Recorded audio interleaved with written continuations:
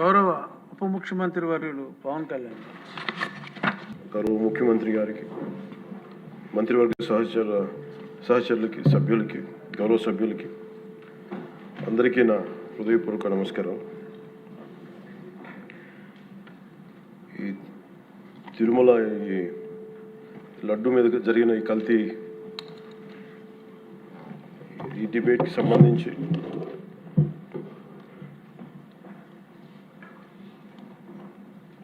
$68 లక్షల కిలోల నెయ్యి అని చెప్పే ఒక కల్తీ నెయ్యిని వాడారు. దీని మీద ఫస్ట్ ఇది ఎలా బయటకు వచ్చింది?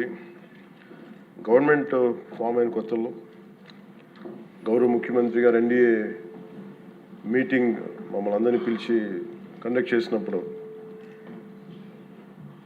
ఆ రోజు ఒక నేషనల్ డైరీ డెవలప్మెంట్ బోర్డు చేసిన రిపోర్ట్ని చదివారు. వీళ్ళు గత పాలనలో ఇది కూడా జరిగింది అనేది టీటీడీ బోర్డు వారి పాలక మండలి చేసిన ఇది కూడా జరిగింది అనేది తెలియజేశారు. అంతే, అక్కడితో అయిపోయింది అధ్యక్ష. దాన్ని అంతకు మించి ముందుకు తీసుకెళ్ళాలి లేదంటే నేను అది విని నాకేమనిపించిందంటే ఇలాంటివి కూడా జరిగినాయా? ఎందుకంటే ఆల్రెడీ గతంలో తిరుపతికి తిరుమలకి పైకి అంత వెళ్ళినప్పుడు కొంత స్థానికంగా కొంత ఉన్న చెప్పింది, తిరుమలలో చెప్పింది ఇవన్నీ కోరిలేట్ చేసుకొని కొంత ఆ ప్రసాదం కూడా క్వాలిటీ లేదని ఎలా చేశారు ఏంటో అనుకున్నాం. కానీ ఒక గబుక్కుని ఒకళ్ళ బ్లేమ్ చేయడం అనేది చాలా ఆలోచించి మాట్లాడతాం. ముఖ్యంగా పబ్లిక్ లైఫ్లో ఉన్నాం కానీ బాధ్యతగా ఉన్నాయి మా పొజిషన్లో. అలాంటిది అసలు ఈ నెయ్యిలో కల్తీ జరగలేదు ఇవన్నీ వాళ్ళు మాట్లాడుతుంటే దాని మీద చాలా కంప్లీట్ వివరణ ఇవ్వాల్సిన అవసరం ఉంది అనిపించింది అధ్యక్ష. ముఖ్యంగా గత ప్రభుత్వ పాలనలో ఉన్నప్పుడు ఎక్కడా కూడా దేవాలయాల మీద దాడులు జరిగినా ఇంకోటి జరిగినా ఎక్కడా కూడా మేము దోషుల్ని పట్టుకోండి అని చెప్తా వచ్చాం తప్ప ఎక్కడా కూడా మీరు చేయించారని కానీ మీరు ఉన్నారని కానీ ఎక్కడ ఎందుకంటే తక్కువ అలా కూర్చోబెట్టి ఎలా పడితే అలా మాట్లాడటానికి బాధ్యత ఉంటాం కాబట్టి అలా మాట్లాడలేము. అలాగే ఇది కూడా గౌరవ ముఖ్యమంత్రి గారు రోజు ఎన్డీఏ సభలో చెప్పినప్పుడు మాకు కూడా ఏమనిపించిందంటే దీన్ని ఎలాగా అడ్రస్ చేయాలో నాకైతే ఇంటికి వెళ్ళాక నాకు అర్థం కాలేదు. ఇలాగ యానిమల్ ఫ్యాక్ట్ కూడా కలిసి ఇది ఎన్డీడీబీలో వచ్చింది అని నేషనల్ డైరీ డెవలప్మెంట్ బోర్డు దాంట్లో. సో ఇవన్నీ కూర్చోబెట్టి మాట్లాడుతున్నప్పుడు నేను తర్వాత మార్నింగ్ నేను ట్వీట్ చేశాను అధ్యక్ష. దాని మీద ఎందుకు ట్వీట్ చేయాల్సి వచ్చిందంటే వరుసగా నన్ను ట్యాగ్ చేస్తే చాలా మెసేజ్లు వస్తూ ఉన్నాయంట. నా ఆఫీస్ నుంచి అన్ని పంపించేటప్పటికి నేను చూసాను ఏం జరిగిందంటే మీరు ఎవరు మాట్లాడరేంటి, ఇలాంటి రిపోర్ట్ ఉన్నప్పుడు కూడా మీరు ఎవరు మాట్లాడరు ఏంటంటే అప్పుడు నా ఉద్దేశం ఏముందంటే ఇది ఈ దేవాలయాలు జరిగే ఇలాంటివన్నీ ఇవన్నీ కూర్చోబెట్టి దీనికి ఒక రక్షణ ఒక సనాతన ధర్మ రక్షణ బోర్డు లాంటివి ఉంటే బాగుంటుంది. ఎందుకంటే ఇలాంటి కూర్చోబెట్టి చాలా న్యూట్రల్గా చాలా ఆబ్జెక్టివ్గా చేయొచ్చు ఇవి అనే ఉద్దేశంతో నేను పెట్టాను అధ్యక్ష. నాకు గిల్ట్ ఎక్కడొచ్చిందంటే అరే ఇవన్నీ మనకి లాస్ట్ 2-3 ఇయర్స్ మా టెంపుల్ దగ్గర తిరుమలకి వెళ్ళినప్పుడు కూడా గౌరవ మంత్రివర్యులు మనోహర్ గారు మేము వెళ్ళినప్పుడు మా దృష్టికి చాలామంది తీసుకొచ్చారు అధ్యక్ష. మేమే 2-3 పర్యాలు మేమే మాట్లాడుకున్నాం. సో నాకు అవన్నీ గుర్తొచ్చి అరే మనకి తప్పు జరిగింది తెలిసి మనం దాన్ని సరిగ్గా తీసుకెళ్ళకపోయిన ఒక పశ్చాత్తాపంతో నేను ఒక దీక్ష చేశాను అధ్యక్ష. ఆ తర్వాత దాన్ని అందరూ అన్ని రకాలుగా తీసుకెళ్ళారు సార్, 3 పార్టీస్. అలాగే మాకు తర్వాత మొన్న గౌరవ ముఖ్యమంత్రి గారు మనకి కేశవ్ గారు మా క్యాబినెట్లో కూర్చున్నప్పుడు మా దృష్టికి తీసుకొచ్చింది అసలు ఈ నెయ్యే లేదనేది చాలా స్పష్టంగా తెలియదు. మాకేమనిపించిందంటే ఏదైనా సరే innovation is very important in life. Innovation లేకపోతే ఈ పాటికి ఒక్కొక్కరు ఒకవేళ ఇన్నోవేట్ చేస్తారు. బట్ ఈ పర్టికులర్ ఈ గత ప్రభుత్వంలో ఉన్న వ్యక్తులు వీళ్ళు అరాచకంలో ఇన్నోవేషన్ చేశారు. వీళ్ళు కల్తీలు కూడా అంటే మామూలుగా ఒక నెయ్యి కావాలంటే పాలలో నుంచే కాకుండా రసాయనాల నుంచి కూడా తీయచ్చు, మిగతా వాటి నుంచి కూడా తీయచ్చు అని చేసి చూపించారు. దానికి సంబంధించిన కంప్లీట్ ఈ సిబిఐకి ఆ రిపోర్ట్ ఇచ్చినప్పుడు ఎక్కడా కూడా నెయ్యి లేకుండా వీళ్ళు నెయ్యి తయారు చేశారని చాలా స్పష్టంగా తెలియజేశారు. ఇప్పుడు మనం ఏం మాట్లాడుతున్నాం వీళ్ళందరితో అంటే ఎక్కడా కూడా ఈ సభ సాక్షిగా చెప్తున్నాను, ఇది ప్రజలకు కూడా తెలియాలి. ఎక్కడా కూడా గత ప్రభుత్వం తాలూకు హెడ్ చేసిన వ్యక్తి చేశారని ఎక్కడ కూడా నేను ప్రత్యేకించి మాట్లాడాలి. నేనేం చెప్తాను, టీటీడీ పాలక మండలి బాధ్యత ఇది. మీరు కూర్చోబెట్టి మీరు బాధ్యత తీసుకొని వాళ్ళ పార్టీ ఆ ప్రభుత్వం స్థాపించినప్పుడు వాళ్ళ నియమించిన పాలక మండలి వాళ్ళు చేసిన తప్పులకి సింపుల్ ఏం చేయాలి అధ్యక్ష, ఒక ఇంటర్వ్యూలో కూడా నన్ను అడిగితే నేనేం చెప్పానంటే, you mean to say you going to blame the person who headed the last government అంటే, my intention is not that. My intention is always to say that who did this, who are the perpetrators. A perpetrators is more or less they are the TTD board. Let them be accountable for that. ఎక్కడ కూడా నేను ఈ వ్యక్తి గురించి మేము మాట్లాడలేదు, ఎందుకంటే డైరెక్ట్గా ఇన్వాల్వ్మెంట్ ఉందని మనం చెప్పట్లేదు అది, ఎందుకంటే వాళ్ళు నియమించిన బోర్డు ఇది. కానీ వాళ్ళు ఏం చేస్తున్నారు అక్కడ కూర్చోబెట్టి, ఎక్కడా కూడా సింపుల్గా ఏం చేయాలి దీక్ష, నిజంగా నేనేం చెప్పాను ఆ ఇంటర్వ్యూలో కూడా, ఆయనే తప్పు, నాకు సంబంధం లేదు, మేము పలానా టీటీడీ బోర్డు చేసింది ఇది, ఆ టీటీడీ బోర్డు మీద మీరు నిష్పక్షపాతంగా ఒక కమిటీ వేయండి, ఆ దోషులు శిక్ష పడేలా చేయండి, వాట్ ఎవర్ దాని అవుట్కమ్ ఏముంటుందో దాన్ని బయట పెట్టండి, ఇంత సింపుల్గా తేల్చేయచ్చు. వాళ్ళు వెనకెందుకు వేసుకొస్తున్నారు నాకు ఈ రోజుకి నాకు అర్థం కాదు. ఈ రోజుకి వెనకేసుకు రావాల్సిన అవసరం లేదు. వెరీ క్లియర్ కట్ రిపోర్ట్ ఇచ్చింది.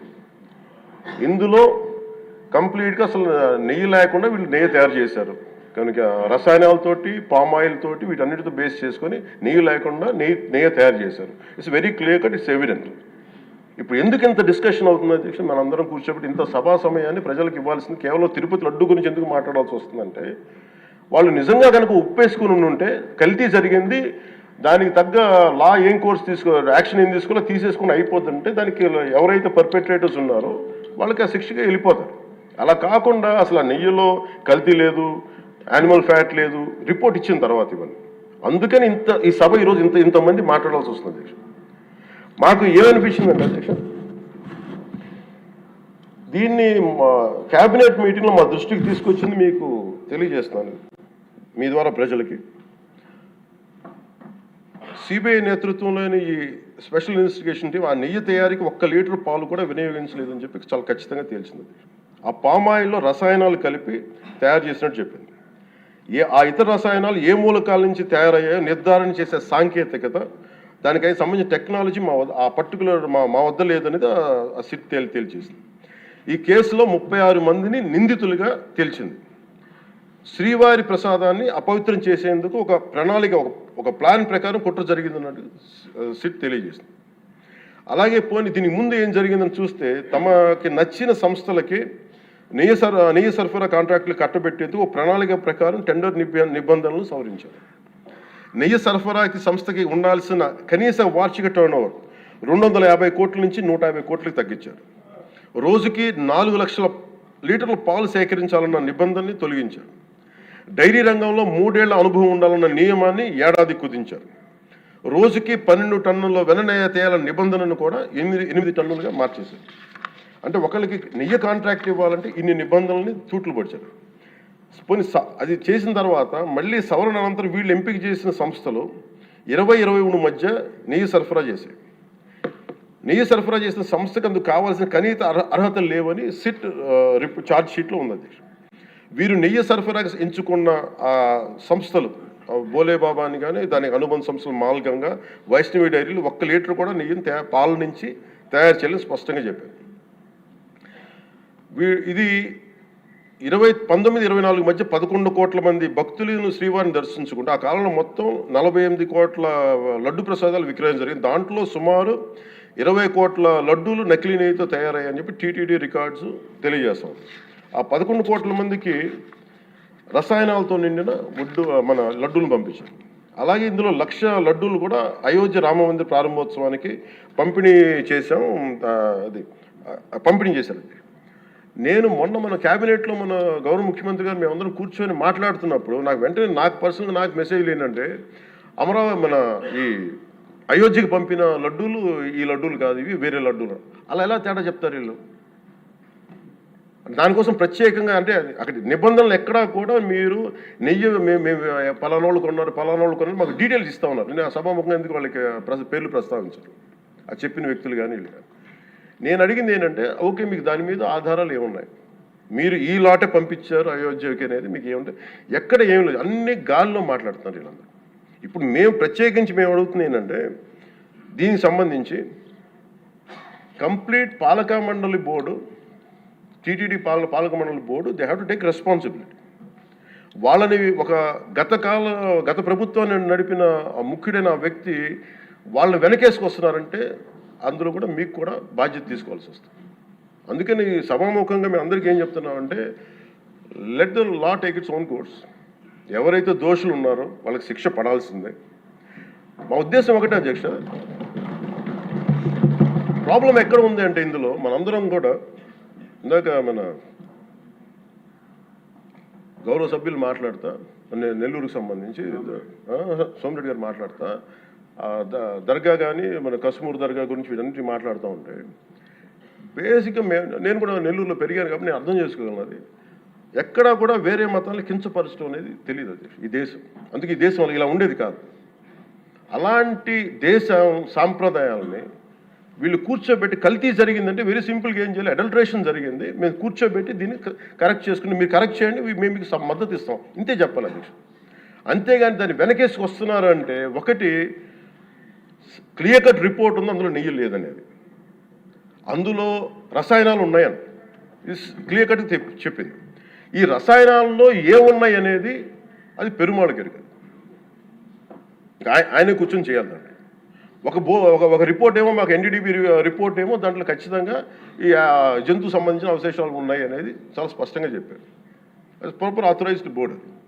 ఇప్పుడు వీళ్ళేమో కూర్చొని అది కూడా మాట్లాడలేదు. Very clear cut as on today special మన సిబిఐ ఇచ్చిన మన ఛార్జ్ షీట్ ప్రకారం ఆ నెయ్యి కాదు, ఇది పామాయిల్తో పాటు రసాయనాలు కలిపింది. దీన్ని కూర్చోబెట్టి వాళ్ళు ఇంత మాట్లాడుతున్నారంటే ఇది ఖచ్చితంగా ప్రజల మధ్యకి వెళ్ళాలి. దీని నుంచి లబ్ధి పొందేది ఏం లేదు ఇక్కడ. కానీ ఇది ఏంటంటే ఇది ధర్మానికి సంబంధించిన విషయం అధ్యక్ష. ఇదే ఇష్యూ కనుక, ఇదే సమస్య కనుక ఏ ఒక్క మతానికి జరుగుంటే, హిందూ ధర్మానికి కాకుండా, వెంకటేశ్వర స్వామి వారికి కాకుండా ఇంకెవరికి జరిగినా కానీ ఈ దేశం గగ్గులైపోయి ప్రపంచం అంతా గగ్గులు పెట్టేసేవాడు. సమస్య ఏముందంటే ఇది ప్రతి ఒక్క హిందూ కూడా ఆలోచించాల్సింది. ఎందుకంటే ప్రతి హిందూకి బై నేచర్, మా ఇంట్లో కానీ ఎవరు ఇందాక మన సోమిరెడ్డి గారు చెప్పినట్టుగా మీరు దర్గాకి ఏదంతా చూస్తే మేము దర్గాలు కదా, చిన్నప్పుడు మేము స్కూల్లో ఉన్నప్పుడు రొట్టెలు పండుగ దర్గా మెట్లు వెళ్ళి మేము కూర్చోబెట్టి అక్కడ ఇర్రెస్పెక్ట్ హిందూస్ ఇది ముస్లిం ఫెయిత్ అనుకోకుండా వెళ్ళి కూర్చోబెట్టి అందరూ గౌరవించి దాన్ని ఈ రోజుకి వెళ్తారు హిందువులందరూ. సో ఈ దేశ మూల సంస్కృతి మన ఇస్లాంని గౌరవించేది, క్రిస్టియానిటీని గౌరవించేది, సకల మతాల్ని గౌరవించేది. అలాంటిది హిందూ ధర్మానికి సంబంధించిన 7 కొండల వాడు కలియుగ వెంకటేశ్వరుడు దైవం అనడానికి చాలా క్లియర్ కట్గా ఉంది అది. ఎందుకంటే కలియుగంలో జరిగింది ఆయనే, దీనికి ఆధార పురుషుడు, ఆయన మూల పురుషుడు. అలాంటి ఆయనకి పెట్టే ప్రసాదానికి ఇంత అపవిత్రం చేసిన తర్వాత వీళ్ళు ఏమి కూర్చొని దాన్ని తప్పు లేకుండా లేదన్నట్టుగా మాట్లాడుతుంటే వీళ్ళకి నాకు ఏం మాట్లాడాలో తెలియదు. దీనికి ఒక్కటి కూడా ప్రజలకు తెలియజేయాల్సింది ఏంటంటే అధ్యక్ష, ఇదే వేరే ఇస్లాంకి జరిగిన, క్రిస్టియానిటీకి జరిగిన, జీసస్ క్రైస్ట్కి జరిగిన, మహమ్మద్ ప్రవక్తకి జరిగిన, అల్లాకి జరిగిన ఇలా ఉండేది కదా అధ్యక్ష. వాళ్ళు ఆ రోజు మన కౌన్సిల్లో కూడా అలా పటాలు తీసుకొచ్చేవాళ్ళు వేరే ఏ దేవత అయితే. బికాజ్ ఇది హిందువులు కాబట్టి వీళ్ళ కులాలతో ముక్కలుగా అయిపోయి ఉంటారు కాబట్టి, హిందువులు తమ మతాలను ఎడాపెడా వీళ్ళు జోకులు వేసుకోగలరు కాబట్టి దీనికి సీరియస్నెస్ లేదు అధ్యక్ష. Before blaming anybody else, every Hindu has to take a responsibility for this, every Hindu. ఎందుకంటే మన ఇస్లాంని మనం ఎందుకంత కూర్చోబెట్టేంత వాళ్ళు గౌరవించే విధానం చూస్తే నిజంగా మనం హిందూ ధర్మాన్ని పాటిస్తాం, మనం గౌరవించుకోలేమో అనిపిస్తుంది మనకి. అది మిగతా మతాలను చూసి నేర్చుకోవాలి అధ్యక్ష. వీళ్ళకి ఏముంది, వీళ్ళు ఇంత మాట్లాడుతున్నారు తిరుపతి లడ్డు మీద. నిజంగా వీళ్ళు కనుక మాట్లాడితే అదే వేరే మతం గురించి ఎందుకు మాట్లాడరంటే ఓట్లు పోతాయి అధ్యక్ష. హిందువుల ఓట్లు చాలా ఈజీగా ముక్కలు కులాలను చేసి పెట్టేసి పోతాయి. ఆ వెంకటేశ్వరం కాబట్టి శివుడు ఉంటాడు, శివుడు కాబట్టి అమ్మవారు ఉంటాడు, ఈజీ వాళ్ళకి. ఈ నైజం జనాల్లో మారినంత కాలం ఇలాంటివి జరుగుతూనే ఉంటుంది అధ్యక్ష. వీళ్ళు ఇలాగే మాట్లాడుతూనే ఉంటారు. ఇది లోపల నుంచి మనందరం కదలాలి. ఇర్రెస్పెక్ట్ ఆఫ్ పార్టీస్. నేను వైసీపీలో ఇప్పుడు రాని వైసీపీ నాయకులు కూడా అడుగుతున్నాను, వాళ్ళ మద్దతుదారులు కూడా చెప్తున్నాను ఈ సభాముఖం. మీరు ఎవరన్నా సరే రేపొద్దున్న నుంచి మీరు వెళ్ళి తిరుమలలో వెంకటేశ్వర స్వామిని దర్శించుకున్నప్పుడు, ఆ నిలువెత్తు స్వామివారిని చూసినప్పుడు మీకు గిల్ట్ కలగకపోతే మీరు చూడండి. ఎందుకంటే ఆయన కళ్ళలోకి చూసినప్పుడు మీరు ఇన్ని తప్పులు చేసేవాళ్ళు మేము వెనకేసుకొస్తున్నామని ఎవరన్నా మాట్లాడితే ఆ పాపం వాళ్ళకే కాదు, వాళ్ళకు కూడా చుట్టుకుంటుంది. ఇది ఖచ్చితంగా దీన్ని ఎక్కడో చోట దీనికి ఒక లాజికల్ కన్క్లూజన్ అయితే పట్టుకెళ్ళదు. దోషులకి శిక్ష పడాల్సింది. ఎందుకంటే ఇది ఇక్కడతో ఆగకపోతే ఇది ఒక పరంపర అయిపోతుంది. అందుకని మేము ఖచ్చితంగా I'm committed to get this, who are the perpetrator, they should be punished. They should be punished. అలాగే ఒక ముగింపు 2 వాక్యాలు చెప్పి నేను మాకు చెప్పి ముగిస్తాను. మొన్న ఈ మధ్య నేను ఆముక్తమాల్య చదువుతున్నప్పుడు 218వ పద్యం, దాంట్లో ఆయన చెప్పింది ప్రత్యేకించి దేవాలయాల మీద డబ్బుల్ని ఎలా ఉండరు అంటే రాజుకి కర్తవ్యాన్ని ఉపదేశించే పద్యం. ఆయితికానికి ఇవ్వకు మమరాలయ ముఖ్యము, అతడు అర్థతృష్ణాయుతుడై నిజోర్వియగు నష్టికి ఆ ధనమును తరల్చి రాజు ఆయతనమునకు చేర్చు మరి అట్టిది ఆపత్యము కాన, ఒంటిగాడే అధికారి కావలయ ఇంచుకు తిన్నను వాడే రూపురం. మనకు తెలిసిన మహా గొప్ప పరిపాలకులు కృష్ణదేవరాయలు రాసిన అముక్తమాల్యదలోనిది ఈ పద్యం. దేవుడి సేవలో ఎలాంటి వారిని నియమించాలో రాజుకు కర్తవ్యాన్ని ఉపదేశించే పద్యం. రాజు కోసం వసూలు చేసేవాడికి దేవాలయంపై అధికారం ఇవ్వద్దు. అలాంటి వాడు డబ్బు మీద ఆశతో రాజ్యానికి వసూళ్లలో నష్టం వచ్చినప్పుడల్లా దేవుడది ధనాన్ని తరలించి రాజు ఖజానాకు చేర్చేస్తూ ఉంటాడు. అలాంటిది తప్పుడు పని కాబట్టి ఎలాంటి మమకారాలు లేని ఒంటరి వాడే ఆలయానికి అధికారిగా ఉండాలి. ఒకవేళ వాడు దేవుడి సొత్తు తిన్నప్పటికీ ఆ పాపానికి వాడే నాశనం అవుతాడు. కానీ ఆ డబ్బు తెచ్చి రాజుకి చేర్చడం వల్ల ఆ రాజ్యమే నాశనం అవుతుంది అని చెప్తుంది అధ్యక్ష పద్యం. గత ప్రభుత్వ పరిపాలన కాలంలో జరిగిందంతా అచ్చంగా ఇలాగే జరిగింది. అంటే ఇది మనందరికీ కూడా చాలా లోతుగా ఆలోచించాలి. ఇది భగవంతుడికి సంబంధించిన, అది అంతమంది వెళ్ళి వాళ్ళ కర్మని అక్కడ వేస్తారు అధ్యక్ష డబ్బులుగా. ఆ కర్మని ఆ పుణ్యస్థలమే కాపాడాలి. భక్తులు తాలూకు ఆ నిత్య 7 కొండల వాడి నామస్మరణే కాపాడు తప్ప ప్రజలు చేసిన కర్మను ఎవరైతే భగవంతుడి సొమ్ముతోటి ఆడుకుంటారో, భగవంతుడి డబ్బును దోచేస్తారో తరాలు కూడా లేచిపోతాయి. చాలా జాగ్రత్తగా ఉండాలి. ఇది ఎంత ఇది చాలా పుణ్యకార్యాలకు ఇవ్వాల్సింది. అందుకని వీళ్ళందరికీ కూడా ఇప్పటికైనా దీనికి కల్తీ జరిగింది, వాళ్ళు ఒప్పుకుంటామని చెప్పి వాళ్ళు నిజానికి ఇంకా ఇబ్బంది లేకుండా ఇంక మళ్ళీ దీని గురించి మీరు ఢిల్లీకి వెళ్ళి కోర్టులు వేసే కొద్దీ మీ పాపం పెరుగుద్దే తప్ప మీ నాశనం కొంచెం ఫాస్ట్ అవుద్ది తప్ప ఇదైతే తగ్గదు. అందుకని దయచేసి అందరం ఈ ఒక్కటి అధ్యక్షుడు ఇంకొక మరో మాట చెప్పి మీరు ఎక్కడో చోట ఈ దేశం హిందూ దేవతల మీద, హిందూ ధర్మం మీద దాడి జరుగుతున్నప్పుడు irrespective of political parties, irrespective of what you are, where you are, which language you speak, ఏ భాష మీరు మాట్లాడతారు, మీరు ఏ కులస్తులో తెలియదు, కానీ హిందూ ధర్మాన్ని మటుకు దాడి జరుగుతున్నప్పుడల్లా ముక్తకంఠంతో ఏకాభిప్రాయంతో ఖండించకపోతే మటుకు ఇలాంటి పరంపర కొనసాగుతూనే ఉంటుందని తెలియజేసుకుంటూ సెలవు తీసుకుంటాం. చాలా పవన్ కళ్యాణ్ గారు చాలా అత్యద్భుతంగా ప్రజల్ని ఆలోచింపజేసే విధంగా చాలా అద్భుతంగా మాట్లాడారు. అప్పుడే అయిపోయిందా అని ఫీల్ అయ్యేలాగా చేశారు. ధన్యవాదాలు.